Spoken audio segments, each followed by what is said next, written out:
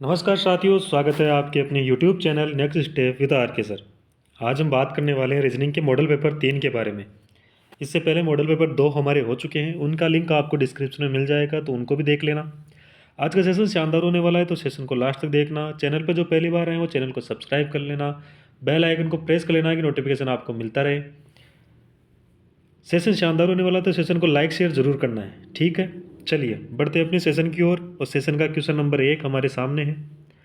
Question number 1 पासे का दे रखा है और हमने पासा पढ़ा था, तो हमारी जो पासा पढ़ा था उसकी बेस पे हमने क्वेश्चंस भी सॉल्व किए थे। और आज का क्वेश्चन है क्या है हमारे पास, एक पासे की दो स्थितियां दर्शाई गई है, तो उनमें से दो के विपरीत संख्या बताइए। देखो यहाँ पर पासा दे रखे हैं, एक पासे की दो स्थितियां दे रखी है, ठीक है, और हमें बताना है कि दो के विपरीत कौन सा फलक होगा।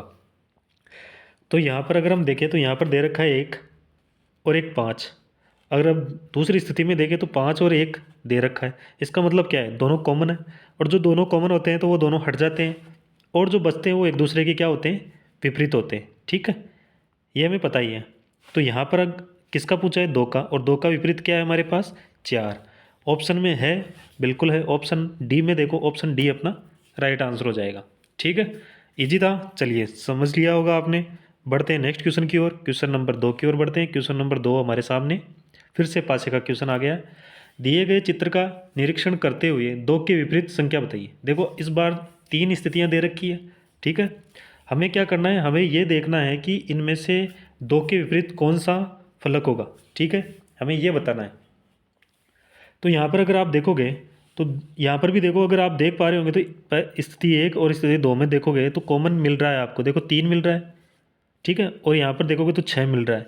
इसका मतलब क्या हुआ, दोनों सेम है, फिर से दोनों हट जाएगी, और दो के विपरीत क्या बचेगा हमारे पास, 5 बचेगा, ठीक है।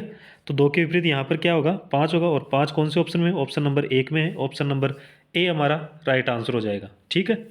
समझ गए होंगे। चलिए बढ़ते हैं नेक्स्ट क्वेश्चन की ओर। Question number 3। क्वेश्चन नंबर 3 क्या कर रहा है, नीचे निम्नलिखित 4 शब्दों में से 3 एक निश्चित तरीके से समान है, अन्य से भिन्न का चयन करना है। यानी कि देखो 3 तो क्या है, समान है, और एक उनमें से अलग है, हमें बताना है कि वो अलग कौन सा है।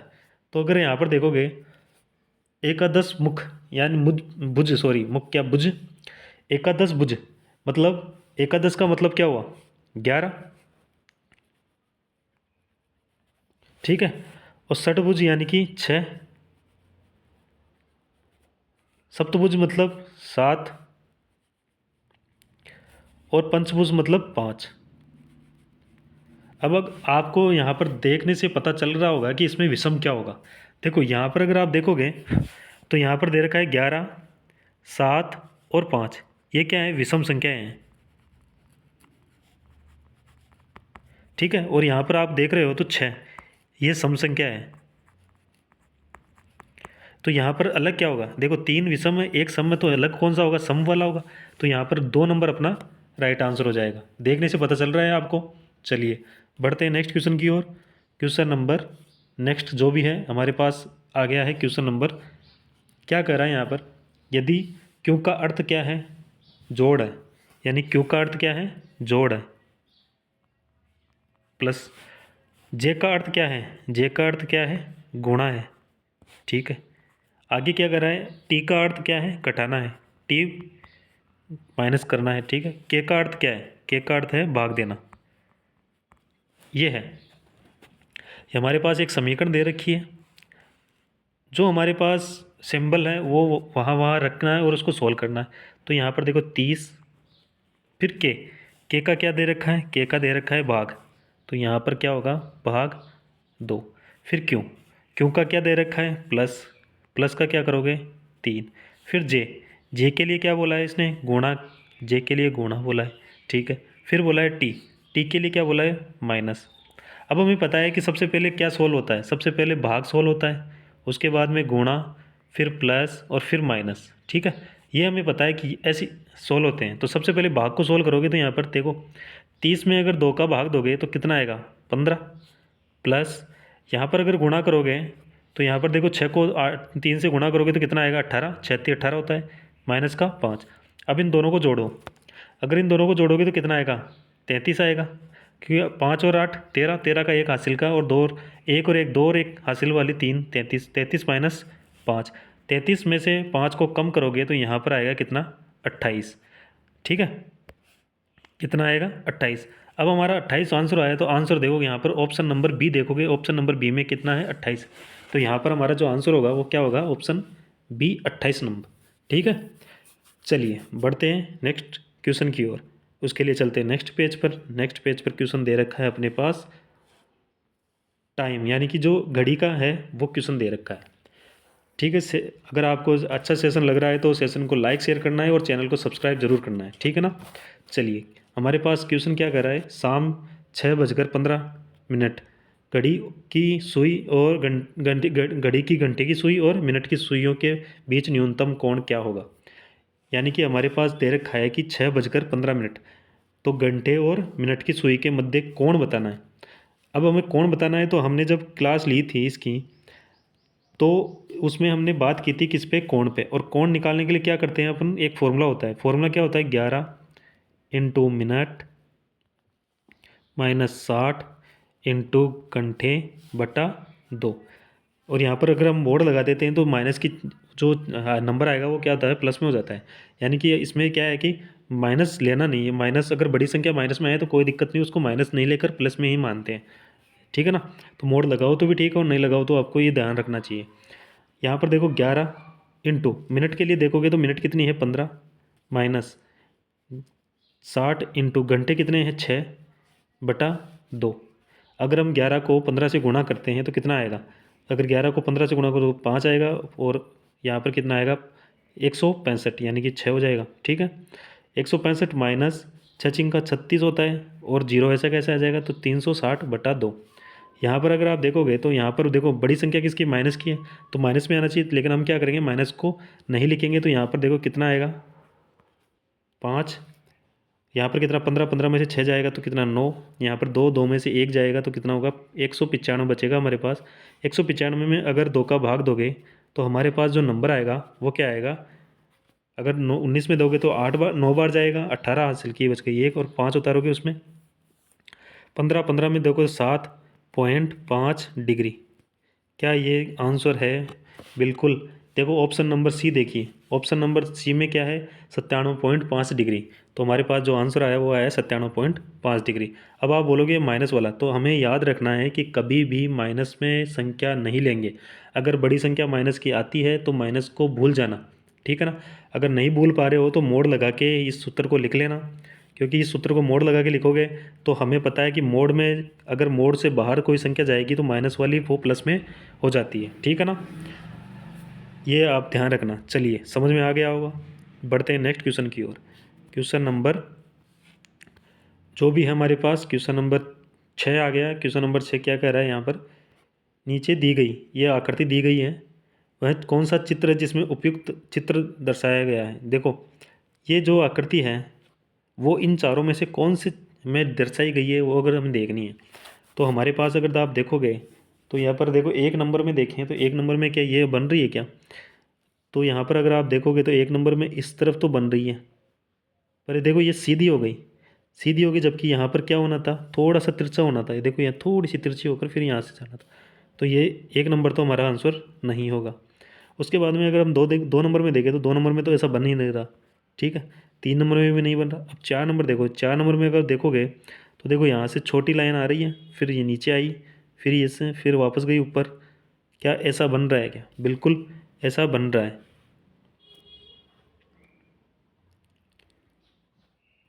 ऐसा है, ऐसा बन रहा है। और यह कौन सा है, डी है, डी हमारे 4 नंबर में है, तो 4 नंबर अपना राइट आंसर हो जाएगा। ठीक है, डी ऑप्शन अपना राइट आंसर हो जाएगा। चलिए बढ़ते हैं नेक्स्ट क्वेश्चन की ओर। उसके लिए चलते हैं नेक्स्ट पेज पर। नेक्स्ट पेज पर क्वेश्चन दे रखा है, निम्न में से किस आकृति द्वारा प्रश्न आकृति पूरी होगी। यहाँ पर देखो ये प्रश्न आकृति है, उसको पूरा करना कि कौन सी आकृति उसमें फिट बैठेगी। ठीक है ना, तो यहाँ पर अगर आप देखोगे तो देखो अगर इसको आकृति को बनाए तो पूरा बनाए तो कैसे होगा ये? अगर पूरा बनाएंगे तो एक कैसा जाएगा, इस प्रकार से जाकर यहाँ से वापस आकर ऐसे जाएगा। ठीक है, ऐसी आकृति बन रही है कहीं, तो ये अगर आप देखोगे तो ऐसी आकृति कहाँ बन रही है, तो अगर आप देख पा रहे होंगे तो ऑप्शन ऑप्शन बी में देखिए, ऑप्शन बी में देखिए, ऑप्शन बी अपना राइट आंसर हो जाएगा। क्योंकि देखो यहाँ पर ये छोटा वाला है, ये भी पूरा होगा, बिल्कुल यहाँ पूरा हो रहा है। या ए में तो ऐसे नहीं होगा कि देखो ये एम तो विपरीत जा रहा है, ठीक है। और सी में देखोगे तो सी भी विपरीत जा रहा है, ये मतलब 3 नंबर भी, और 4 नंबर और 2 नंबर को देखोगे तो 4 नंबर देखो ये जो बन रही है ना बाहर वाली आकृति, ये थोड़ी नीचे बन रही है, जबकि यहाँ पर बननी चाहिए थी थोड़ी ऊपर। तो यहाँ पर ऑप्शन नंबर 2 अपना राइट आंसर हो जाएगा, ठीक है ना। चलिए बढ़ते हैं नेक्स्ट क्वेश्चन की ओर। क्वेश्चन दे रखा है, अनुक्रमित रूप से दिए गए अक्षर श्रृंखला में अंतराल पर रखे जाने पर अक्षरों का कौन सा एक सेट पूरा इसे पूरा करेगा। देखो यहाँ पर 4 ऑप्शन दे रखे हैं और एक श्रृंखला दे रखी है, तो हमें ये बताना है कि जो रिक्त स्थान है, ये जो डैश वाला स्थान है, वहाँ पर क्या आएगा, उन ऑप्शन में से कौन सा ऑप्शन वहाँ पर बैठेगा। तो अगर आप यहाँ देखोगे तो यहाँ पर देखो एक पैटर्न सा तो दिखाई दे नहीं रहा, पैटर्न दिखाई नहीं दे रहा, तो हम सबसे पहले क्या करते हैं, नंबरिंग कर लेते हैं। नंबरिंग करोगे सबसे आसान है, नंबरिंग कर लो। नंबरिंग करोगे तो यहाँ अगर जेड को देखो तो कितने पे आएगा, 26 पे। एक्स को देखोगे तो यहाँ पर कितना आएगा, 24 पे। टी को देखोगे तो टी यहाँ पर कितना पर आएगा, 20 पे। आर को देखोगे तो आर कितने पे आ रहा है, 18 पे। एन को देखो तो एन आएगा 14 पे। एल देखोगे तो 12। जे देखोगे तो 10। एफ देखोगे तो 6। और डी देखोगे तो कितना, 4, ठीक है। डी देखोगे तो कितना, 4। अब आप यहाँ पर देखने से आपको पता चल रहा होगा कि देखो क्या हो रहा है, यहाँ से 26 से कितना हुआ, -2। अगर यहाँ पर देखोगे 20 से कितना जा रहा है, 18, -2। 14 से कितना हुआ, 12, -2। 12 से 10, -2। 6 से 4, -2। मतलब सभी में -2 हो रहा है। तो यहाँ पर जो रिक्त स्थान होगा है ना, वहाँ पर भी क्या होगा, अगर 24 में से -2 करोगे तो कितना आएगा, 22। और 22 पे क्या आता है, v। यहाँ पर देखो 18 से फिर से -2 करोगे तो कितना आएगा, 16। और 16 पे क्या आता है, p, ठीक है। फिर देखो यहाँ से 10 से -2 करोगे तो कितना आएगा, 8। और 8 पे क्या आता है, h, ठीक है। यहाँ पर अगर आगे देखोगे तो यहाँ पर 4 से -2 करोगे तो कितना आएगा, 2। और 2 पे क्या आता है, b। तो हमारे पास जो ऑप्शन बनेगा वो बनेगा v, p, h, b। ऐसा ऑप्शन बन रहा है। देखो यहाँ पर अगर आप देखोगे तो यहाँ पर देखो ऑप्शन नंबर ए में देखोगे तो v है, p है, h है और b है। तो ऑप्शन ए अपना राइट आंसर हो जाएगा, ठीक है। समझ गए होंगे, समझ में आ गया होगा। चलिए बढ़ते हैं नेक्स्ट क्वेश्चन की ओर। उसके लिए चलते हैं नेक्स्ट पेज पर। नेक्स्ट पेज पर दे रखा है, मिस्टर और मिसेस शर्मा की 3 बेटियां हैं और हर बेटी का एक भाई है। परिवार में कितने व्यक्ति हैं। अगर हम यहाँ पर देखें तो यहाँ पर देख कौन है, मिस्टर, और यहाँ पर कौन है, मिसेस शर्मा, ठीक है। अब क्या करा है कि इनके 3 बेटियां हैं, 3 बेटियां हैं और उनके एक एक भाई। एक एक भाई का मतलब क्या होगा, यहाँ पर एक भाई होगा क्योंकि यह भाई इसका भी है, ये भाई इसका भी है और ये भाई इसका भी है। तो यहाँ पर क्या होगा, टोटल नंबर पूछा है, टोटल कितने सदस्य हैं, 1, 2, 3, 4, 5 और 6। यानी इस परिवार में कितने सदस्य हैं, 6 सदस्य हैं। 6 यानी ऑप्शन बी अपना राइट आंसर हो जाएगा, ठीक है। यहाँ पर समझने की बात एक ही है कि प्रत्येक बेटी का एक एक भाई है। एक भाई है तो मतलब क्या होगा, सभी का एक ही भाई लेकर चलना है। क्योंकि देखो यहाँ पर अगर एक एक करोगे तो क्या हो जाएगा, हर लड़की के 3 भाई हो जाएंगे, ठीक है ना। तो यहाँ पर सिर्फ एक एक का मतलब होता है एक ही भाई, सभी का भाई है ना वो, इसलिए एक एक काउंट करोगे इसको। तो यहाँ पर जो होगा, तो यहाँ पर जो टोटल नंबर होंगे वो होंगे 6, ठीक है। समझ गए होंगे। चलिए बढ़ते हैं नेक्स्ट क्वेश्चन की ओर। नेक्स्ट क्वेश्चन दे रखा है, एक निश्चित कूट भाषा में BALL को लिखा जा रहा है 27, CANE को लिखा जा रहा है 23। इसी कूट भाषा में YELL को क्या लिखा जाएगा। तो यहाँ पर आप देखोगे तो यहाँ पर अगर हम देखें तो सबसे पहले क्या करते हैं, हम सबसे पहले देखते हैं कि ये कैसे 27 कैसे बना होगा। अगर मैं सबसे पहले देखूँ तो यहाँ पर क्या होगा, बी का नंबर देखूँ तो बी का नंबर क्या होगा, 2। ए का नंबर देखूँ तो ए का नंबर 1। एल का नंबर देखूँ तो 12, फिर से कितना होगा, 12। अगर मैं इनको सभी को जोड़ दूं सभी को जोड़ देता हूँ तो क्या होगा, 12 और 12 24, 24 और 1 25, 25 और 2 कितना हुआ 27। मतलब सभी के नंबर लिखकर उनको जोड़ा गया है। नंबर अल्फ़ाबेट में जो नंबर होते हैं ना, वो अल्फ़ाबेट के नंबर, ठीक है ना। तो यहाँ पर अगर हम देखें, सी कितने पे आता है 3 पे, ए कितने पे आता है 1 पे, एन कितने पे आता है 14 पे, और ई कितने पे आता है 15 पे। अगर इनको जोड़ें तो यहाँ पर देखो, 3 और 1 4, 4 और 14 18, 18 और 5 को अगर करोगे, 18 में 5 जोड़ोगे तो कितना आएगा 23 आएगा। तो बिल्कुल 23 आ रहा है हमारे पास। सेम प्रोसेस यहाँ करना है। तो यहाँ पर देखो वाई कितने पे आता है 25 में, ए कितने पे आता है 5 पे, और एल कितने पे आता है 12 पे, एल आता है हमें 12 पे। अगर आपको नंबर पता है ना तो आप इसको आसानी से सोल्व कर पाओगे। तो अल्फ़ाबेट के नंबर आपको कन्फर्म पता होना चाहिए सभी को, ठीक है ना। अल्फ़ाबेट के नंबर आपको पता होने चाहिए। तो यहाँ पर अगर हम इसको जोड़ें तो यहाँ पर है कितना 25 और 5 30, 30 और 12, 30 और 12 42, 42 और 12 कितने हुए 54, ठीक है। तो यहाँ पर कितना आएगा 54, 54 54 है, 54 ऑप्शन डी में है, ऑप्शन डी अपना राइट आंसर हो जाएगा। आप अल्फ़ाबेट के नंबर्स आपको कन्फर्म पता होना चाहिए, ठीक है ना। चलिए समझ गए होंगे। चलिए बढ़ते हैं नेक्स्ट क्वेश्चन की ओर। उसके लिए चलते हैं नेक्स्ट पेज पर। नेक्स्ट पेज पर क्वेश्चन दे रखा है अपना, दर्पण से रिलेटेड क्वेश्चन है। क्या कह रहा है, यदि एक दर्पण को एम एन रेखा पर रखा जाता है तो कौन सी उत्तर आकृति दी गई आकृति की सही छवि होगी। सही छवि मतलब दर्पण प्रतिबिंब बताना है, इसमें क्या होगा। हमने बात की थी कि दर्पण में अगर दर्पण के जो सामने होता है वो दर्पण के जो प्रतिबिंब है वो भी दर्पण के, मतलब दर्पण के पास में जो होता है वो प्रतिबिंब में भी दर्पण के पास में ही होगा, ठीक है। और जो दूर होता है वो दर्पण में प्रतिबिंब में भी दूर ही होगा। तो यहाँ पर अगर इसकी आकृति बनाएं तो इसकी आकृति कैसी बनेगी। इसकी आकृति बनेगी, देखो ये यहाँ पर दे रखा है जो तीर वाला निशान है, इसको देखो यहाँ पर दे रहा है कोने में, तो बिल्कुल कोने में होगा और वो दर्पण से जैसा दिखाई दे रहा है वैसा ही दूर जाते हुए दिखाई देगा, ठीक है। ये बिंदु कहाँ है पीछे वाले कोने पर, तो यहाँ पर भी बिंदु कहाँ बनेगा पीछे वाले कोने पर बनेगा।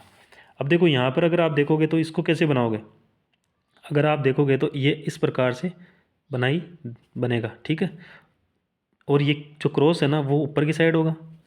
तो यहाँ पर जो आकृति बनेगी वो बनेगी कैसी, ऐसे करके ये यहाँ आएगा तीर का निशान, ये बिंदु यहाँ रह जाएगा और ये इस प्रकार से बनेगा और यहाँ पर बनेगा वो क्रॉस वाला सीन, ऐसा बनेगा। अब देखो ऐसा अगर आप देखोगे तो ऑप्शन ए में देखोगे तो ऐसा तो बिल्कुल नहीं बन रहा। ऑप्शन बी में देखोगे तो ऑप्शन बी में देखो तीर का निशान सही है, बिंदु सही है, पर यहाँ पर देखो क्रॉस वाला सीन कहाँ गया नीचे गया, तो ये भी नहीं बनेगा, नहीं बन रहा। यहाँ पर देखो तीर का निशान उल्टा दे रखा है तो ये भी नहीं बनेगा, और बिल्कुल डी ऑप्शन अपना राइट आंसर हो जाएगा, ठीक है ना। देखो तीर का निशान भी सही है, बिंदु भी सही है, और जो डायग्राम बना है वो भी सही बना हुआ है, ठीक है ना। तो यहाँ पर जो होगा वो होगा हमारा डी ऑप्शन राइट आंसर। चलिए बढ़ते हैं नेक्स्ट क्वेश्चन की ओर। इजी क्वेश्चन था, समझ में आ गया होगा। अगर सेशन अच्छा लग रहा है तो सेशन को लाइक शेयर कर देना। चैनल पर जो पहली बार है वो चैनल को सब्सक्राइब भी कर लेना, ठीक है ना। चलिए क्वेश्चन दे रखा है, यदि 24 आदमी एक दूसरे से हाथ मिलाते हैं तो बताओ कुल कितने हाथ मिलाए जाएंगे। देखो अगर यहाँ पर दे रखा है, ऐसा ही क्वेश्चन कल वाले मॉडल पेपर में भी था और ऐसा क्वेश्चन सेम इस मॉडल पेपर में भी है।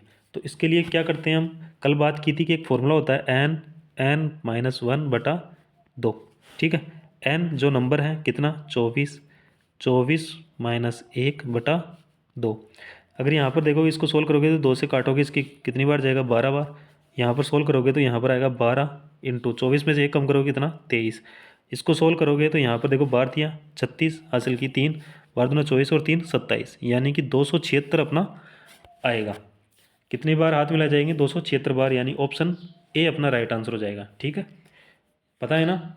एक मेथड आपने बात की थी कि जब छोटी नंबर हो ना तो क्या करते हैं एक कम करके लिखते थे ऐसे, वो यहाँ पर कितना होगा, यहाँ पर होगा कितना 23, फिर +22, फिर +21, ऐसे करके लिखा जाएगा एक तक आते आते, और फिर उनको सब को टोटल करोगे तब वो नंबर आएगा। तो ये तो हमने बात की थी कि छोटे नंबर हो तब ऐसी प्रोसेस कर सकते हैं, पर बड़े नंबर हो ना तो हमें फॉर्मूला याद रखना है। और बड़े क्यों, छोटे नंबरों में भी फॉर्मूला लगा के करोगे तो जल्दी सोल्व कर पाओगे, ठीक है। अगर फॉर्मूला याद नहीं है तब ये मेथड लगाना, और ये मेथड लगाओगे तो वो आपका टाइम बहुत चला जाएगा, ठीक है ना। तो आपको सबसे ज़्यादा अच्छा तरीका यही है कि फॉर्मूला याद होना चाहिए, ठीक है, छोटे या बड़े क्वेश्चन की कोई वैल्यू नहीं है, फिर वो है फॉर्मूला याद है तो आप छोटे क्वेश्चन को भी सोल्व कर लोगे और बड़े क्वेश्चन को भी सोल्व कर लोगे। चलिए बढ़ते हैं नेक्स्ट क्वेश्चन की ओर। क्वेश्चन दे रखा है लुप्त संख्या का। क्या कह रहा है, लुप्त संख्या पता कीजिए। लुप्त संख्या कौन सी है, यहाँ पर है, ये हमें पता करनी है। यहाँ पर दे रखा है 4 और 6 और वो दे रखा है 53, 2 और 4 वो दे रखा है 21, 8 और 7 वो दे रखा है क्वेश्चन मार्क। तो यहाँ पर क्वेश्चन मार्क की जगह क्या आएगा ये हमें बताना है। यहाँ पर देखोगे तो यहाँ पर देखो, मैं 4 को 6 से गुणा करूँ तो 6 चौका 24, यहाँ पर 24 गुणा करने पर तो नहीं आ रहा, जोड़ने पर तो वैसे भी नहीं आएगा और माइनस करने पर भी वैसे भी नहीं आएगा। तो इसके बाद में क्या, अगर गुणा करने पर भी नहीं आ रहा तो फिर देखेंगे वर्ग करके, यानी स्क्वायर करके देखेंगे।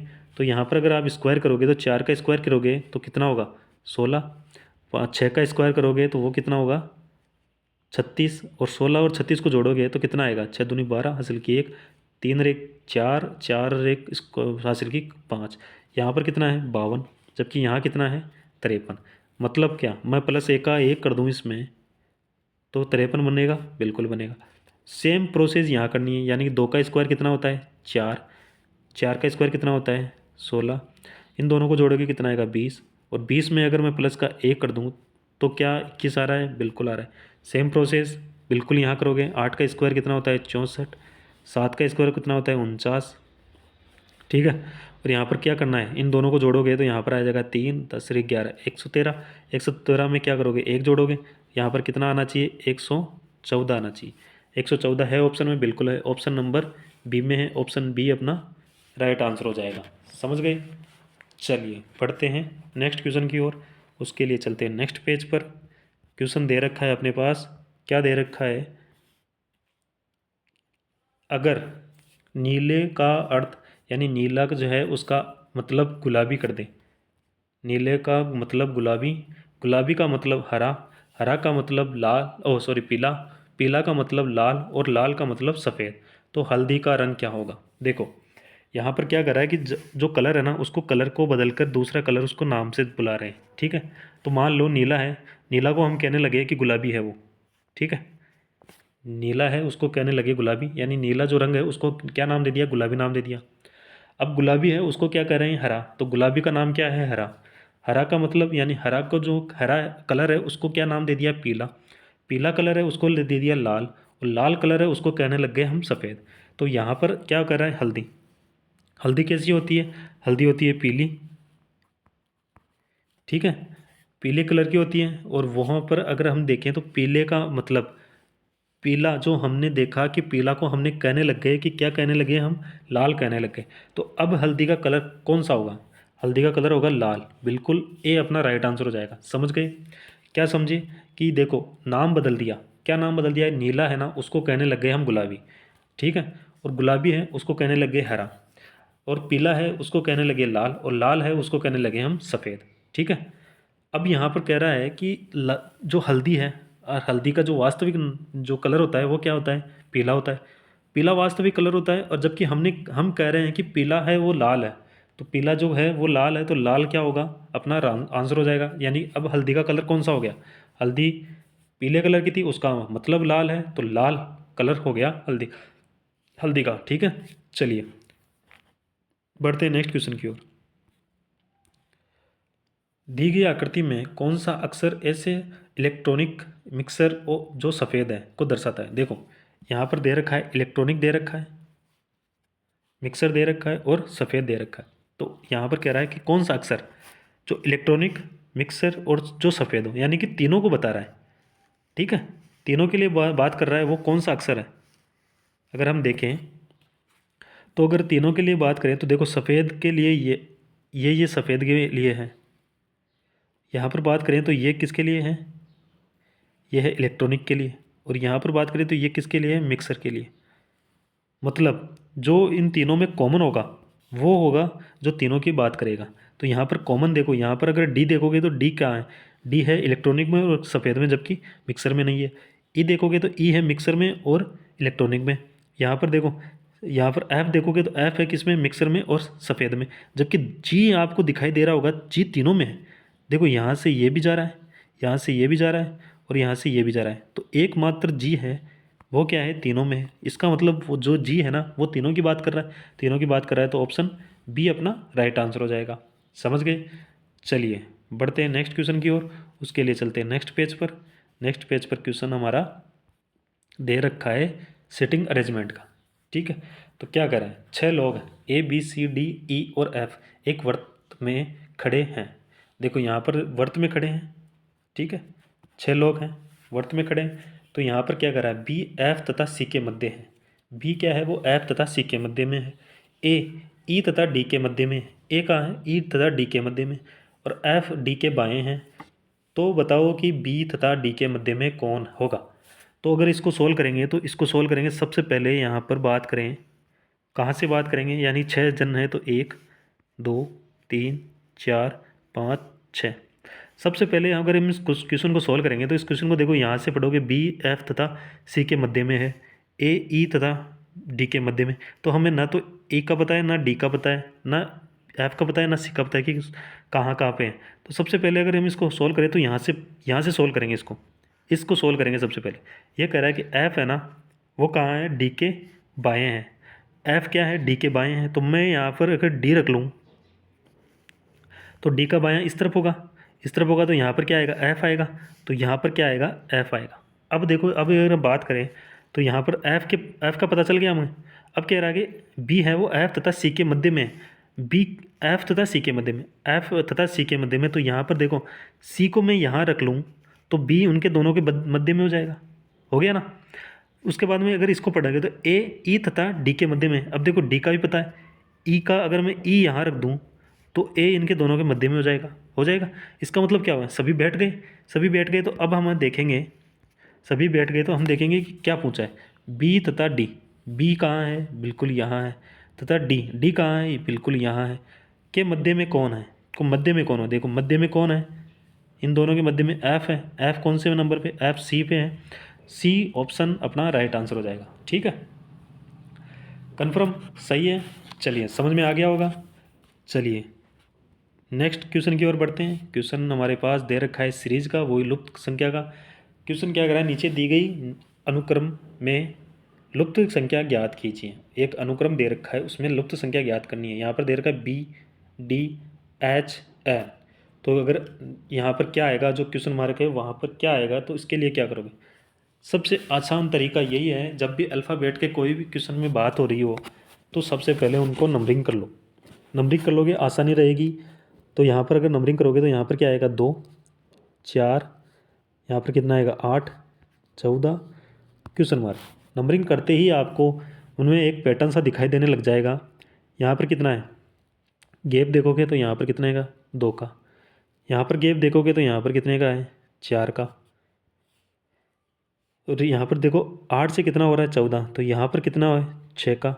14 से अब देखो यहाँ पर 2 4 6, तो आगे क्या आएगा, 8। 14 और 8 को अगर हम देखेंगे तो कितना होगा, 22। 14 में 8 को जोड़ोगे तो कितना आएगा, 22। और 22 पे क्या आता है, वी आता है, वी आता है। वी है ऑप्शन 2 में, ऑप्शन नंबर बी अपना राइट आंसर हो जाएगा। ठीक है, समझ में आ गया होगा। तो कभी भी अगर आपको अल्फ़ाबेट देखकर कहीं भी कुछ भी क्वेश्चन सोल्व करा रहा है तो सबसे अच्छा और सबसे बेस्ट तरीका है कि आप उसके नंबर लिखकर सोल्व करो। नंबर लिखकर सोल्व करोगे तो नंबर लिखते ही आपको उसमें कुछ भी पैटर्न बनता हुआ नज़र आ जाएगा। ठीक है, चलिए बढ़ते हैं नेक्स्ट क्वेश्चन की ओर। नीचे दिए गए विकल्पों में से संबंधित संख्या ज्ञात कीजिए। यहाँ पर दे रखा है 15 25 24 और क्वेश्चन मार्क। तो हमें देखना है कि इन दोनों में जो संबंध होगा, ठीक है, वो समानुपात के इधर वाले अनुपात में होगा।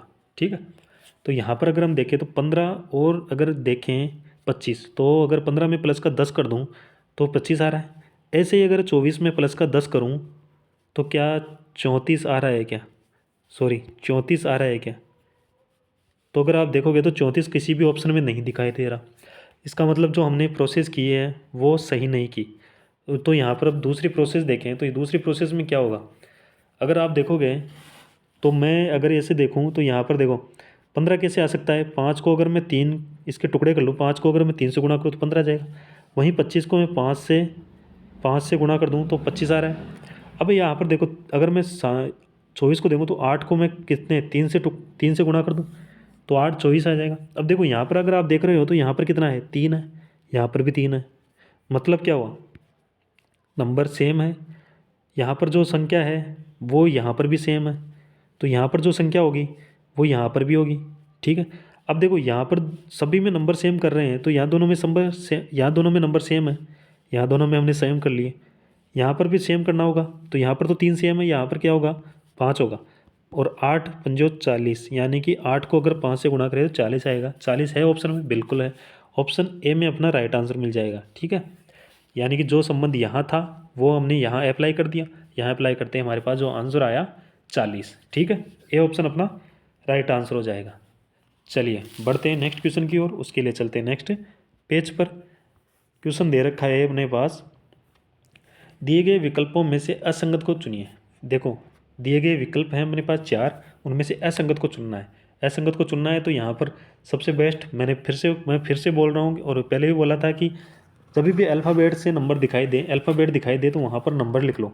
तो यहाँ पर अगर नंबर लिखोगे तो यहाँ पर देखो ए कितने पे आता है 1 पे, सी कितने पे आता है 3 पे, डी कितने पे आता है 4 पे, और एफ कितने पे आता है 6 पे। यहाँ पर देखोगे तो टी कितने पे आता है 20 पे, यू कितने पे आता है 22, सॉरी यू आता है 21 पे, ओ आता है 15 और पी आता है 16, एच आता है 8, आई 9, वी आता है 22 और डब्ल्यू आता है 23। यहाँ पर एफ आता है 6 पे, जी आता है 7 पे, आई 9 पे और जे कितने पे 10 पे। अब आप देख रहे होंगे इनमें आपको संबंध बिल्कुल आपको एक पैटर्न नज़र आएगा। क्या पैटर्न नज़र आएगा, यहाँ पर 6 से कितना 7 प्लस का कितना 1, यहाँ पर देखो 9 से कितना 10 प्लस का कितना 1, पैटर्न नज़र आया बिल्कुल। यहाँ से देखोगे 8 से कितना 9 प्लस का 1, 22 से कितना 23 प्लस का 1, यहाँ पर देखोगे 20 से कितना 1, 15 से 16 प्लस का 1, यहाँ पर देखो यहाँ पर 1 से कितना 3 यानी कि प्लस का कितना हो रहा है 2, यहाँ पर देखो 4 से कितना प्लस का 2 करोगे तो 6 आएगा। और हमें क्या पूछा है, असंगत पूछा है। असंगत आपको नज़र आ ही गया होगा कौन सा है, ऑप्शन ए है। क्यों है, क्योंकि देखो इसमें 2 प्लस हो रहा है जबकि सभी में क्या हो रहा है प्लस का 1 1 हो रहा है। ठीक है, सभी में प्लस का 1 1 हो रहा है जबकि यहाँ पर कितना हो रहा है प्लस का 2 हो रहा है। तो ऑप्शन नंबर ए अपना राइट आंसर हो जाएगा। ठीक है ना, चलिए बढ़ते हैं नेक्स्ट क्वेश्चन की ओर, उसके लिए चलते हैं नेक्स्ट पेज पर। नेक्स्ट पेज पर क्वेश्चन दे रखा है अपना, डी ए का पुत्र है। यहाँ पर देखो रिलेशन ब्लड रिलेशन वाला आ गया तो डी है वो ए का पुत्र है। ए का पुत्र कौन है, डी है।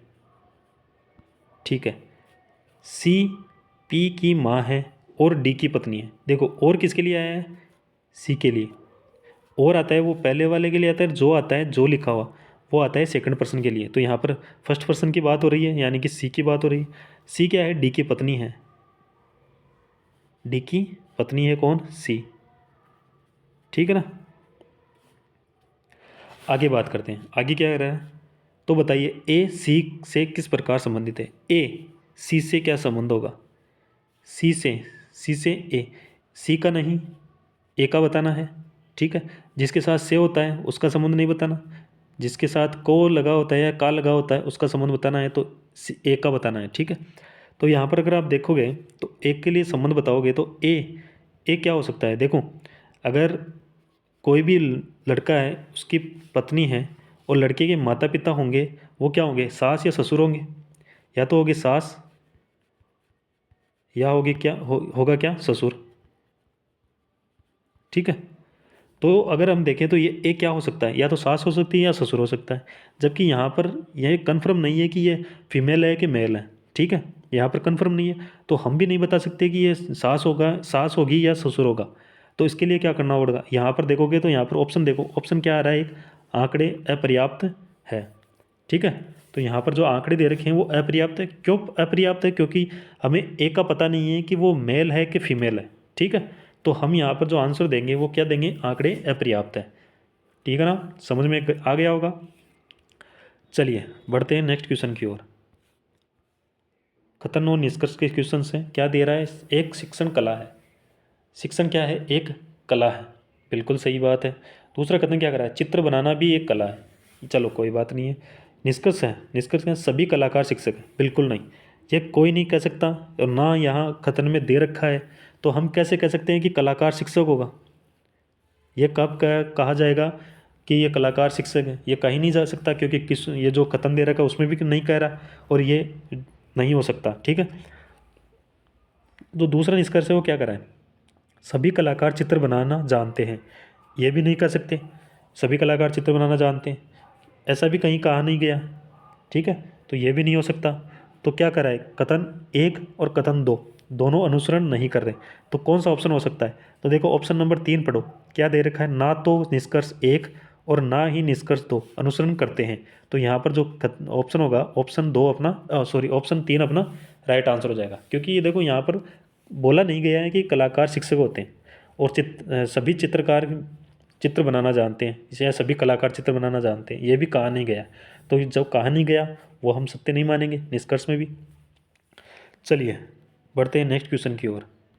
क्वेश्चन दे रखा है अपने पास, यदि 6 × 8 × 2 को 15, यानी 6 × 8 × 2 बराबर 15, 3 × 7 × 5 बराबर 6, तो 8 × 7 × 2 को बराबर क्या होगा? आप यहाँ पर देखोगे तो अगर इनको गुणा करते हैं तो बड़ी संख्या आएगी, उससे 15 कैसे बनेगा? तो उसके लिए क्या करेंगे, तो हम देखो गुणा करके देखते हैं। यहाँ पर देखो 6 और 8 को गुणा करोगे, 6 × 8 × 2, 6 8 48 इंटू 2 गुणा करोगे, 48 को अगर 2 से गुणा करोगे तो कितना आएगा, 96। और मैं 96 को और दोनों को जोड़ दूँ तो यहाँ पर क्या आ जाएगा, यहाँ पर कितना आएगा, 15। बिल्कुल बिल्कुल 15 आ रहा है। ऐसा ही हम दूसरे ऑप्शन में करते हैं, तो यहाँ पर 3 × 7 × 5 दे रखा है, 3 7 21 × 5 करोगे तो यहाँ पर आएगा 105। 105 को अगर दो जोड़ोगे तो यहाँ पर क्या आ जाएगा, 6। देखो 1 प्लस का 0 1 और प्लस का 5 6 हो गया। सेम प्रोसेस यहाँ करेंगे, 8 × 7 × 2, 8 7 56 इंटू 2 बराबर 56 को 2 से गुणा करोगे तो यहाँ पर 2 आएगा, 10 11 112। 112 को अगर हम जोड़ेंगे तो 1 + 2, 1 1 2 और 2 में 2 जोड़ोगे तो कितना आएगा, 4। ऑप्शन देखोगे तो ऑप्शन में मिल जाएगा, बिल्कुल मिलेगा। ऑप्शन नंबर डी देखो, ऑप्शन डी अपना राइट आंसर हो जाएगा। ठीक है, चलिए बढ़ते हैं नेक्स्ट क्वेश्चन की ओर। क्वेश्चन कैलेंडर का आ गया है। देखिए यहाँ पर दे रखा है 18 फरवरी 2012 को मंगलवार है, तो 7 मार्च 2012 को कौन सा दिन होगा, सप्ताह का कौन सा दिन होगा, यह हमें बताना। देखो यहाँ पर अगर आप देख पा रहे होंगे तो यहाँ पर देखो, आप ईयर देखोगे तो यहाँ पर 2012 है, और 2012 है वो क्या है, लीप वर्ष। और लीप वर्ष में जो फरवरी होती है वो क्या होती है, 29 दिन की। ठीक है, यहाँ पर क्या करा है, 18 फरवरी। अगर मैं 18 को 29 से माइनस कर दूँ तो कितना बचेगा, 2 और 9 कितने हो गए, 11। यानी कि जो फरवरी के दिन कितने बचे, 11। उसके बाद में देखो 7 मार्च, फरवरी के बाद में क्या है, मार्च आता है, और वो भी क्या, 7 मार्च बटा कितना करोगे, 7। इन दोनों को जोड़ोगे तो कितना आएगा, 18/7। 7 का भाग दोगे तो हमारे पास शेषफल आएगा, शेषफल कितना आएगा, 4। अब क्या करते हैं, जब शेषफल आएगा तो शेषफल का क्या करते हैं, जो वार दे रखा हो उसमें उस शेषफल को जोड़कर जो वार पहुंचा है वो निकालते हैं। तो मंगलवार में अगर 4 जोड़ोगे तो मंगलवार के बाद में क्या आएगा, बुधवार, गुरुवार, शुक्रवार और शनिवार। तो हमारा जो आंसर आएगा वो आएगा शनिवार, शनिवार आएगा। और शनिवार दे रखा है ऑप्शन डी में, ऑप्शन डी अपना राइट आंसर हो जाएगा। समझ गए क्या किया, हमने देखा फरवरी 18 फरवरी का वार दे रखा है और 7 मार्च का वार पूछा है। 18 फरवरी को हमने देखा ईयर में, तो ईयर में वो 2012 में है, जबकि 2012 में अगर ईयर देखते हैं तो वो लीप वर्ष होता है, और लीप वर्ष में हमें पता है कि फरवरी 29 दिन की होती है। 29 दिन की होती है तो 18 दिन तो उसमें से चले गए, तो बचे कितने दिन, 11 दिन।